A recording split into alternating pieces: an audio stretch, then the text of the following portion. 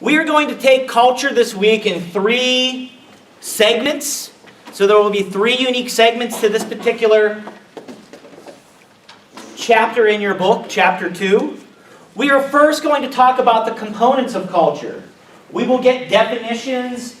We will get operational definitions. We will get different ways to break down this very large, very complex notion that sociologists use in their daily lives and that you've all heard about but probably have not thought about in an academic way. We talk about culture all the time. We observe culture.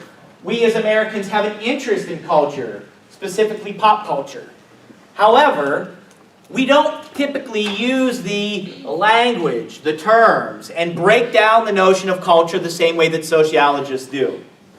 So this week, we will receive definitions, get a better understanding of how to think about culture in a systematic way, so that we can understand how culture is one of these unique social forces.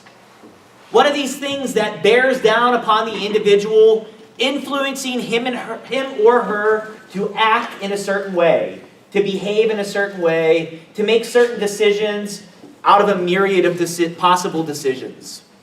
So we'll first talk about the components of culture.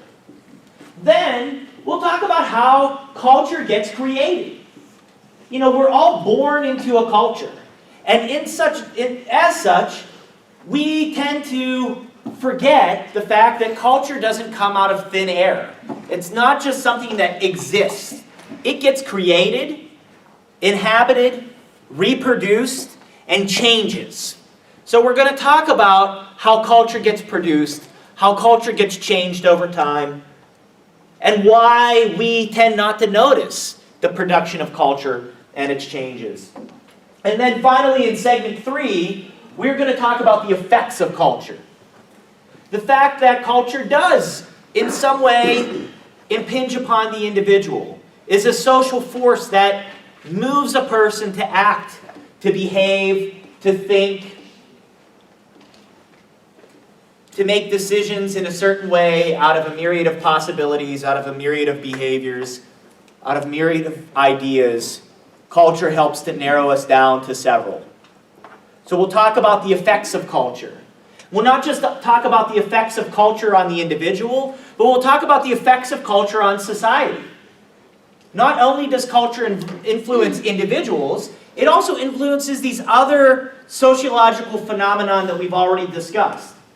It influences groups that are a collection of people. It influences organizations, that is just a large formal group. And it influences institutions, which are collections of groups and organizations. Collections of groups and organizations. So culture has these profound influences throughout our lives, but it's something that we rarely notice. So we'll talk about some of these effects and just scratch the surface of how important culture is in our daily lives. So we're going to start with segment 1, which is the components of culture. The components of culture. One of the first things that we probably should do is get a definition of culture. Culture is really a system of shared symbols. So culture includes a system of shared symbols for the purpose of communication. Culture includes a sharing of opinions, a system of shared opinions, or short-term weak ideas. Right? Opinions are things that crop up in ourselves and we hold maybe for a short period of time, and then we may put them down again. Aside from culture being a shared system of opinions, it's also a shared system of beliefs. Rather than opinions being these short-term things that we pick up, we use, and then we put down again, beliefs are things that are long-term. Right? These ideas that we have that kind of guide our behavior over long periods of time and are strongly held on to. Whereas opinions are weak, beliefs are very strong. And culture includes a shared system of beliefs. The idea that my beliefs are similar to your beliefs, that are similar to other people's beliefs within the group that we belong to, the organization that we belong to, the institution that we belong to, the society that we belong to. So culture includes codes for communication, as well as short-term and long-term ideas that we all kind of share and use together. Similar opinions, similar beliefs. In addition to ideas, in terms of beliefs and opinions, culture includes a shared system of emotions. Right? We share an emotional culture. Right? Share an emotional culture in the form of attitudes. Right? When we see objects, including people, places, and things, we have a shared way of feeling about those different objects. Those objects can be short-term feelings, attitudes, weakly held or short-term feelings that we have that kind of crop up and go away as the objects crop up and go away. And then values, which are kind of long-term, deeply held emotions that we have about different people, places, and things. And our emotions are not just our own. They're a product of our culture. We learn to feel certain ways about different people, different places, and different things. So culture includes shared ideas or shared thoughts, as well as shared emotions or feelings about different objects. And it includes a shared system of communication to be able to talk about these ideas, to talk about these feelings in relation to different objects, including people, places, and things. Not only is there a shared system of ideas and a shared system of emotions, but there's also a shared system of rules within culture. And sociologists call the shared system of rules norms. Right? Norms. Norms are just a shortened version of the term normative or normal expectations for behavior. So there are rules around how to behave in certain contexts, among certain people, at certain times, and in certain parts of our daily lives.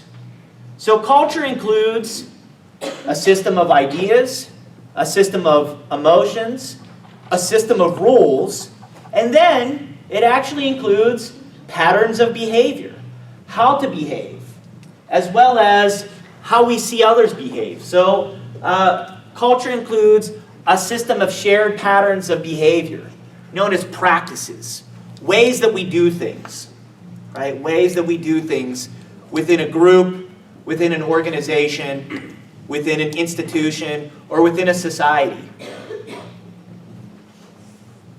And then finally, there are artifacts. And these are profoundly social as well. Artifacts are the things within our culture, including art, including technology, including architecture. The things that we use are part of the material culture. So it doesn't just have to do with our thoughts, our ideas, our emotions, and our behavioral patterns. But culture also includes the things that we produce, the things that we create within a group, the things that we create within an organization, the physical things that we create within an institution, the things that we create within a society in general. So you can see that there are many different aspects already of culture that we can kind of drill down into and explore. We can explore the emotional culture of a society. We can explore the culture of ideas. We can explore the symbolic culture of a society. We can explore the practices or the behaviors of a society as part of their culture. We can explore the artifacts. And then finally, we can explore the norms of a culture. There's lots and lots of different aspects to a culture that one can explore. So, what makes culture culture, and ideas just ideas, emotions just emotions, behaviors just behaviors, that don't belong to culture. Right? So not all of our ideas, not all of our emotions, not all of our behaviors belong to a culture or part of a culture. What makes those certain ideas, those certain beliefs and attitudes, values, norms, part of a culture? Well, there's some important components that make these things part of culture. First, culture is passed along by overlapping generations of social group members. So, opinions that are passed on from generation to generation, beliefs that are passed on from generation to generation, attitudes that are passed on, values that are passed on, norms that are passed on from generation to generation, practices that are passed on, as well as the artifacts that are passed on from generation to generation, make up part of that society's culture. So not all of your thoughts, not all of your emotions are guided by what has been done in the past and what you have learned, maybe from your parents, in your family, the institution of family, learn from your teachers in the institution of education, learn from your coworkers, learn from your friends. Some of your thoughts are solely your own, some of your emotions are solely your own, but many of these things are things that you've picked up from others. They've been passed along to you. When we mean passed along, we mean learned. Culture is something that you're not born with. Right? Just because the vast majority of you were born in the United States, you were not born with an American culture in your genes. You picked it up by living here. In a family with parents that live here, went to school, with teachers that live here, work in an economy that is part of the United States, go to church or other religious institutions and organizations that are part of American culture, and belong to the institution of government that is the U.S. government. You pick these things up. You learn a culture. Not just actively, where you sit down and you're taught, as in this example, right? You're learning culture. You're learning about the culture of being a good corporate citizen, about a good citizen in general, by going to college. And you're actively learning it. But you also learn culture passively. Just by seeing other people do those things that are part of culture, you pick it up. So, culture is learned, and culture provides almost like a common sense theory. Right? It's a system of the common sense explanations of how the world works and how it should be. So, the attitudes, the beliefs, the values, the opinions, as well as the practices, as well as the norms that you pick up, all go to make up kind of a common sense way of how to live in the world. So culture is almost like a common sense theory for how to get around in the world. It provides us direction for who we are and what we should be doing. You know, you may think about your decision to go to college, your decision to choose a particular major, your decision to come to IUP, all were based on some common sense information that you might have gathered on your own, that might have been given to you by other people, that you learned, that have led you to do what you're doing right now. Right? Led you to pick the major that you're going to be choosing, led you to IUP, and will lead you to your career. You didn't kind of come to this consciously, or only consciously. You also came to some of these decisions unconsciously as well. Right? What you like, what you prefer, what you feel, right? What you have an interest in is both a product of active learning as well as passive learning. And it typically comes from the people around you, right? Your environment around you. Okay? So, what do sociologists do with this concept of culture? One of the things that we do is we pay special attention to examining or studying the norms within a culture. Sociologists are really, really interested in the rules because rules are very, very powerful drivers of behavior. Very powerful drivers of behavior. If you want to think about one of the most powerful things that drive your daily life in terms of how to behave, how not to behave, what to do, what not to do, what to choose, what not to choose, who to talk to, who not to talk to, where to go and when to go, norms are the answer. Norms drive behavior. They are very, very powerful. They are these rules that guide our behavior. And how do they guide our behavior? Because there are kind of rewards and punishments attached to following a norm or not following a norm. So if you think about some of the things that guided your behavior today, you all are behaving in a very similar way.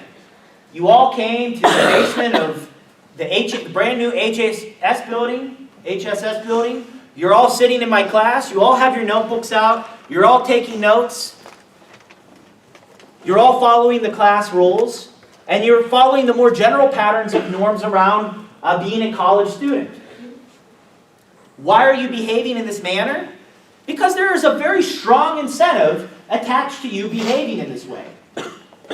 If you do these similar types of behaviors throughout a period of 4 years, you will receive a document at the end of that will allow you to have lots and lots more opportunities within society for earning a living. This is what's known as a sanction. It is a reward for following a normative expectation for behavior. Sanctions not only come in the form of rewards for following a norm, they also come in the form of a punishment for disobeying a norm. So if you are a criminology major, right, you are studying laws and their disobedience, which is a formalized type of norm. Laws are nothing more than a formalized type of norm. And one of the things as a criminology major that you will study is all of the associated penalties, fines, fees, and terms of imprisonment that are associated with breaking these formal normative expectations. But there's also lots and lots of punishments for informal norms as well. Right? If you don't come to work enough, you get fired from your job. They don't throw you in jail. It's not a formal norm. Right? But you're likely to get fired. That is a sanction. Right? That is a sanction for not following a normative expectation for behavior. In this class, if you don't come enough, if you don't do enough in this class, you fail. That is a sanction. Right? It is a punishment designed to keep you in conformity to the rules of the classroom, to keep you in conformity of the rules of the university, and more generally, to keep you in conformity to the more general rules of the society itself. So when sociologists say that we look at external forces that guide behavior, norms are one of those strongest forces out there. There are these rules that we pick up, that we follow, and make our behaviors very predictable. Right? It is very predictable that on the majority of Mondays, Wednesdays, and Fridays, from 11:15 to 12:05, you will be sitting in this classroom during the semester. That drives your behavior on those days, at this time, and in the time that it takes you to get here, and the time that it takes you to leave. You probably drive on the same roads. You probably follow the same patterns of getting ready in the morning. And you probably follow the same patterns of walking and behaving as you move from class to class throughout the semester. The organization of IUP is driving your behavior vis-a-vis these cultural norms or expectations for how you should behave.